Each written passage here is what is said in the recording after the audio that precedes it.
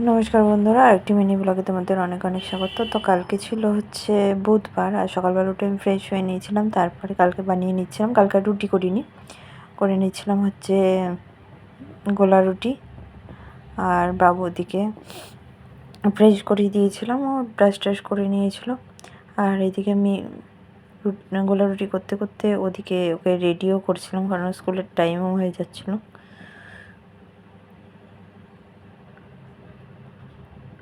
এখন আর রোজ ভাত খাইয়ে পাঠাই না ওকে, কারণ স্কুলে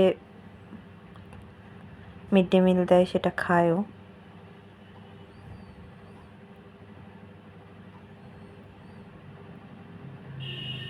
তো এদিকে আমি ওকে বানিয়ে দিচ্ছিলাম, আর ও খাচ্ছিল চা দিয়ে বসে বসে।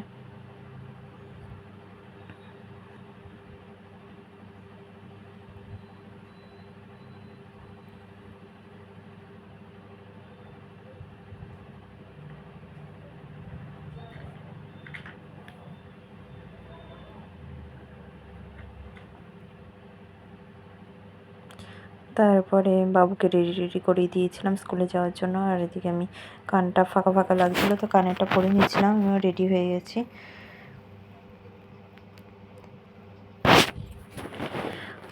তো এখানে অটোতে উঠে পড়েছি, অটোতে করেই যাই, অটো নালে টোটো। তো বাড়ি থেকে 10 মিনিট লাগে যেতে। তারপরে আসার সময় একটু সবজি বাজারও করে নিয়ে এসেছিলাম।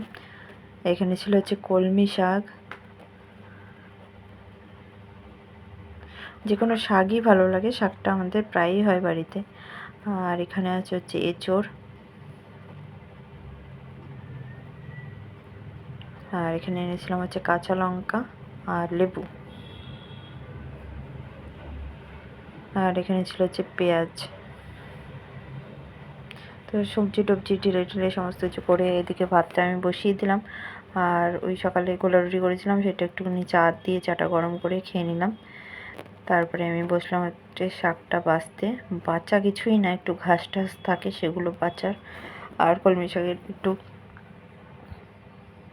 যেগুলো মোটা ডাঁটা থাকে সেগুলো একটু কেটে বাদ দিয়ে দিচ্ছিলাম। তারপরে এখানে এখনও জল আসেনি, কিন্তু সারাদিনে জল পড়ে, যা পড়ে আমার মোটামুটি কাজ হয়ে যায়। তো শাকগুলো ভালো করে ধুয়ে নিচ্ছিলাম। আর এখানে কেটে নিয়েছি, এখানে কাঁচা লঙ্কা, পেঁয়াজ, রসুন বেশি করে সমস্ত কিছু নিয়ে নিয়েছি। আর আমার রান্নাও হয়ে গেছিলো। এখানে শাক ভাজা করে নিয়েছিলাম। আর এখানে ছিল হচ্ছে ভাত গরম গরম। আর এখানে করে নিয়েছিলাম হচ্ছে ডিমের তরকারি আলু দিয়ে। আর সাথে ছিল হচ্ছে চাটনি, আর কালকে একটুখানি কাজু কিশমিশ সমস্ত কিছু দিয়েছিলাম।